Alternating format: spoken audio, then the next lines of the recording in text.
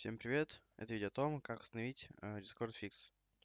Заходите в Telegram, скачивайте первый файл запрет, либо runfix. У меня это будет запрет. Заходите в настройки. Сейчас вам покажу. Управление настройками. Отключайте здесь все ползунки. То, что сверху, те, что снизу.